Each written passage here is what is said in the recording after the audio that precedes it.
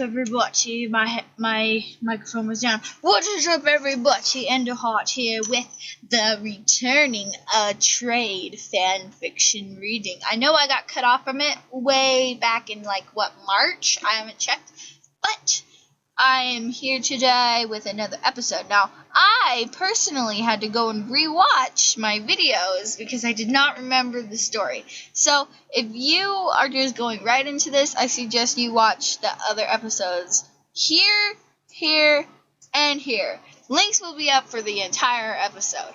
Okay, let's get ready for Chapter 12, Pacifica.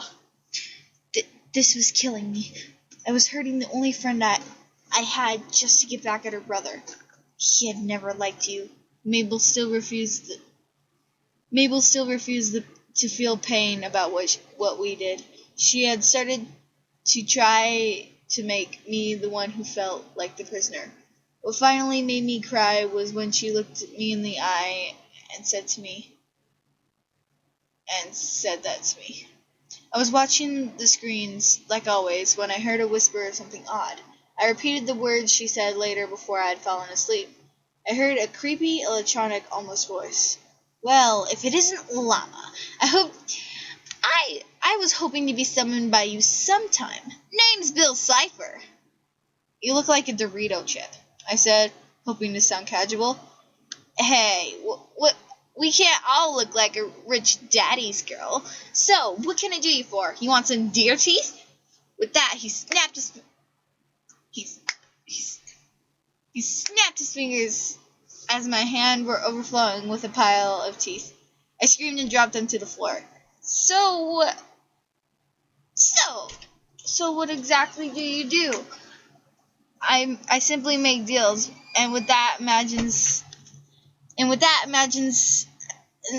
I simply make deals. And with that images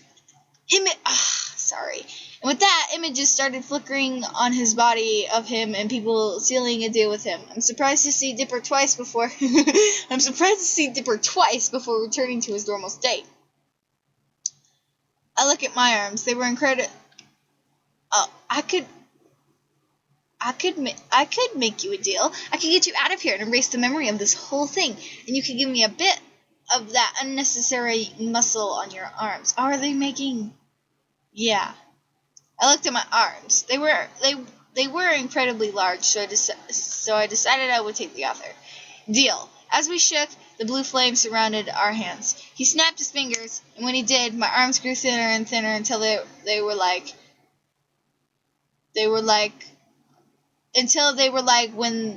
when I was 12. I looked up to see a jar filling up with the stuff he took off my arms. Thank you for your participation. And with that, he left. Chapter 13, Dipper. I looked at Sis and Wendy. Both had a look of shock on their faces, mixed with fear. I traced a few of the smaller bones of my body, along with a few rib bones from dinner, for information on where Mabel was. I don't remember this. Anyway. Hey, Pine Tree. I haven't forgotten the deal. And with that, he handed me something. It was a sticky note with an address. So, is this where my sister is? I asked, hoping it wasn't a trick. That's right. Wow, you sure thought about how long to word it. Couldn't find a loophole. The demon laughed manically. Dipper, why did you make a deal with him? Wendy's voice was a mix of concern, anger, and fear. He's the only way I can get my sister back. He's the only way I can get my sister back, I said, eyes tearing up. I can't live without her. I can understand that, but why would you team up with that dude? Didn't he, possess your body or something? Oh, sorry, that was Sus. Sus had found out what was happening during the sock puppet show. Wendy shivered. So it was you who was flirting with me in the car? Got that right, Ice Bag! I've been wanting to have a second date after that, but you never called. Bill was obviously having fun with doing this to her. So, is Mabel definitely here? Is she alive? I asked, trying to not sound too loud in case I woke Stan. As alive as you, he said, since he was a demon, it was hard to take him seriously. Wendy and I followed Seuss to his pickup truck, and from there we drove off. But could only go for about 4 miles before we had to walk. While we walked, Seuss told us more. This is Mo. Mo Sizzla. Told us more about his wedding happening in 2 days. Me and Wendy had a kiss under a tree now that it was fully in bloom, while Seuss gave us some background music as we were walking. We noticed a part of the house was sticking out of the ground as we walked near it. We heard the voice of a demon. Well, well, well. Chapter 14. Mabel. So, if you've been here for 6 years, why did you never leave? I asked. It didn't add up. 4 years without seeing anyone. She could be back with her brother. Every time I waited, it was so I could punch those idiots who put me in here. I was about 10, then I heard you getting beat up and tortured. I had to help. We were crawling through the air shaft, one of those oldest tricks, when we got into the conversation. If they hadn't come in one day, I would have ran.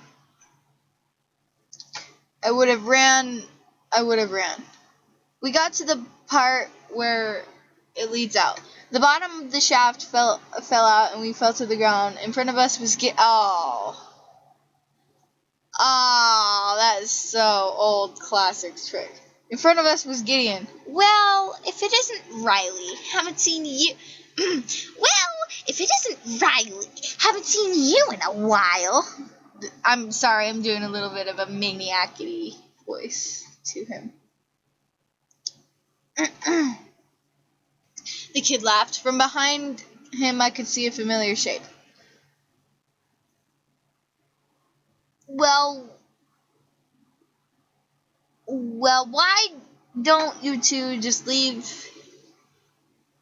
Well, why don't you two just leave if you hate me so much? The laugh he used impelled that something was wrong. Let's go. As we walked to put out our hand on the door, something weird happened. The door handle passed through our hands. Haha, I forgot to mention, you can't leave this place alive. The kid. Oh, I forgot to mention, you can't leave this place alive. The kid laughed as if this was the best joke ever.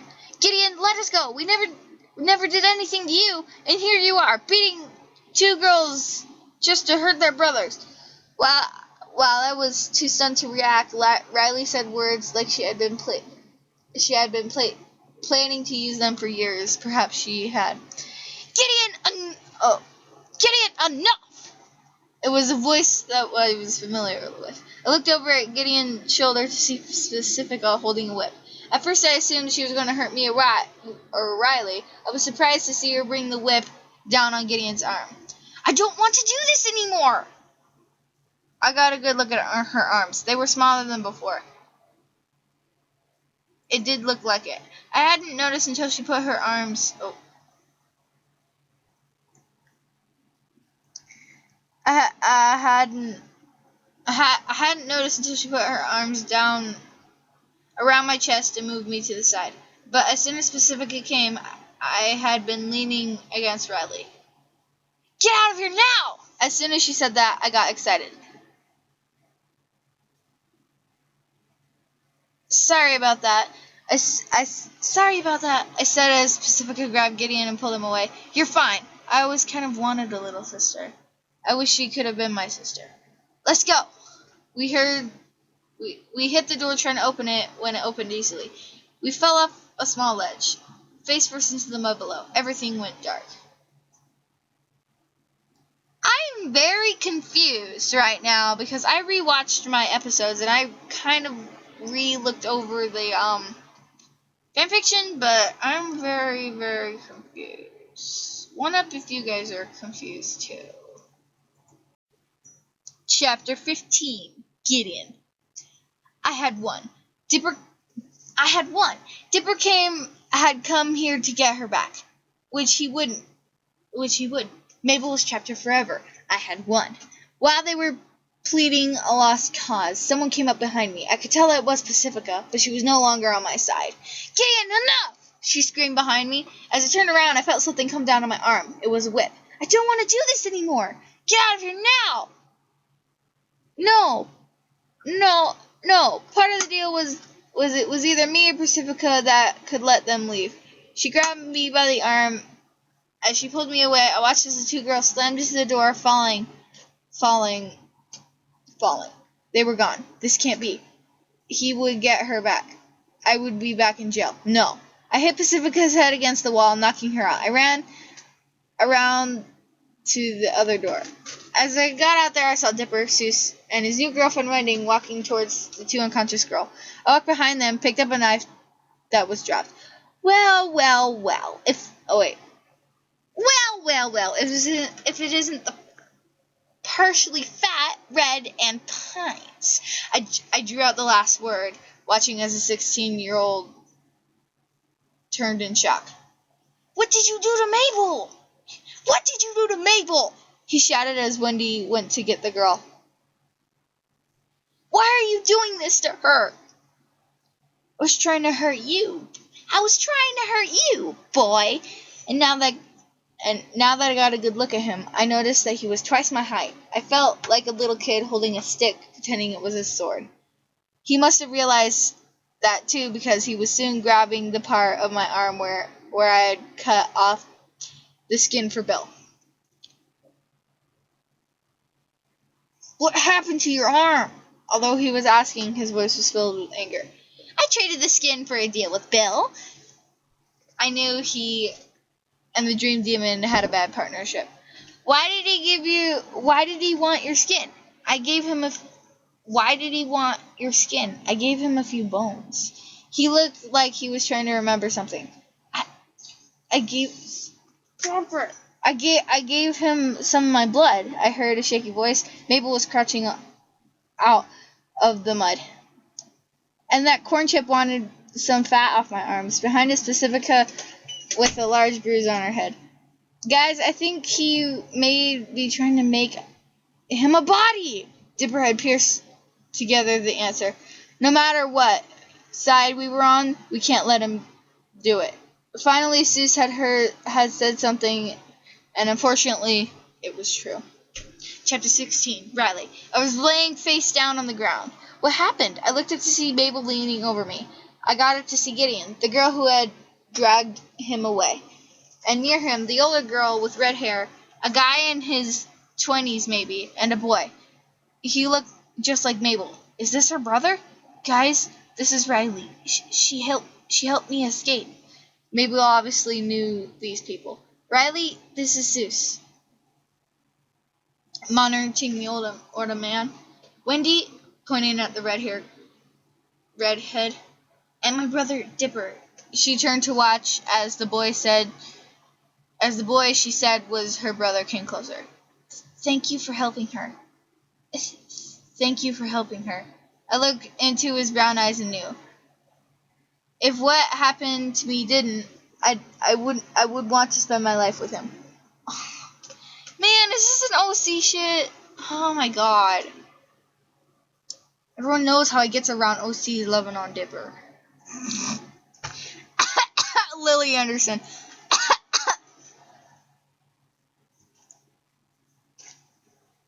We started walking. Wait. What?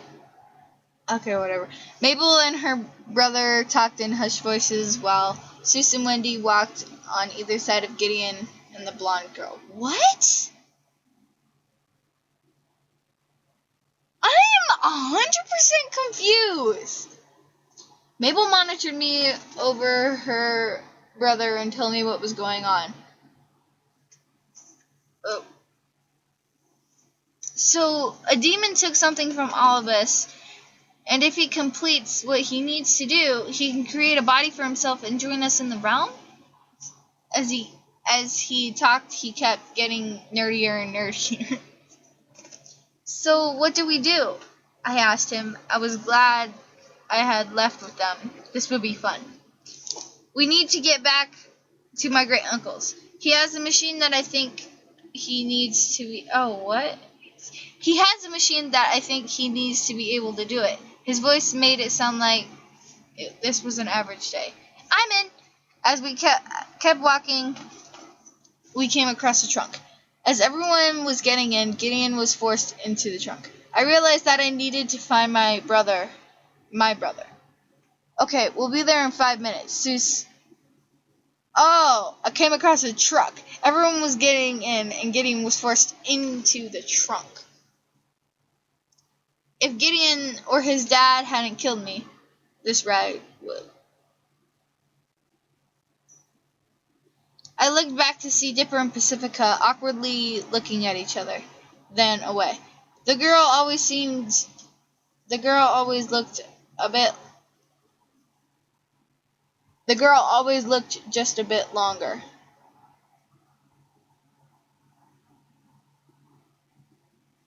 Dipper, you know Pacifica likes you. I could tell by the way his sister smiled and awkward silence that she had planned that to happen. Wait, really? He turned to look at her eyes on her boots. Well, I did. That's why she motioned to the drunk. Did she do that to get back on him for hurting her feelings? Well, while the boy was stuttering, the redhead put an arm around him, pulling him close. I'm flattered that you feel this way, but I like Wendy. Yeah, I can tell that. Her voice sounded clouded with sadness. We approached a rundown shack with a car parked out front. As we were getting out, something inside exploded. We turned around in horror at the two siblings yelled in unison, "Uncle Stan!" How long is chapter 17? Okay. As we approached the house, I could tell something was wrong. Everything was quiet, with an eerie feeling. Then I heard it, a large explosion from the shack. Oh, this is Mabel. "Uncle Stan!" Me and Dipper yelled at the same time. We all started running towards the shack. As soon as we entered, we heard an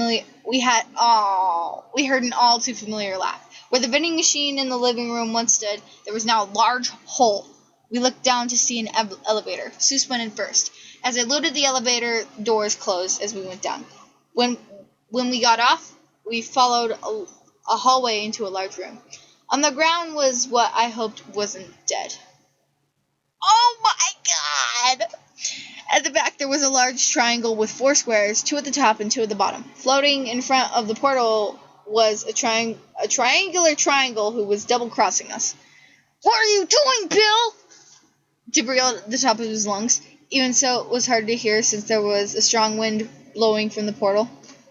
"It's been 30 years! 34 years since I had my own body, and I won't stay this way for much longer!" He spoke as the wind picked up, moving Stan onto his side. "Oh my god. I was unfortunately killed decades ago. Now, using what you have had me, I will be able to see my sister again." With his last words, he threw our things we gave him in the end, himself. As he did, Riley pushed her way in front, staring wide-eyed into the blinding light that was created when he was in. In less than a second, something was thrown out of the portal. As it hit the ground, it shut off. No wind, no light, no sound. "Bill." With her words barely whispered, she ran up to the body that had come out. "Did it work?" As I heard the words, the body that had come out lifted its head and got onto its knees. It was a 16-year-old older boy, a yellow suit, blonde, spiky hair, and an eye patch over his right eye. He was very cute, and if I hadn't known who he had been once, I would have made a summer romance with him. "It worked! It worked! Bill, it's me, Riley. Are you okay?" Her words came out full blast as he looked into her eyes. Movement caught my attention in the corner. Gideon was now running over to them, knife in his hand. Before I could react, he shoved it in Riley's neck. I was stunned. Why did he do this? Before I could do anything, she reached her hand for the knife, pulling it out in her neck instantly healed, leaving only a small scar. What, how? It seemed that all of us asked that question, whether in our heads or out loud. I'm immortal. As the words came out, she looked at the ground. My brother had died and couldn't cross. I needed a way to bring him back. Hey, the boy who had once been Bill put his hand on her shoulder, looking at her. You did help. I'm alive. He stood up and grabbing the knife, stabbing his arm. Yep, definitely alive. Wait, so how did you become, Finally, Seuss had said what we were all thinking. It's a long story. The end!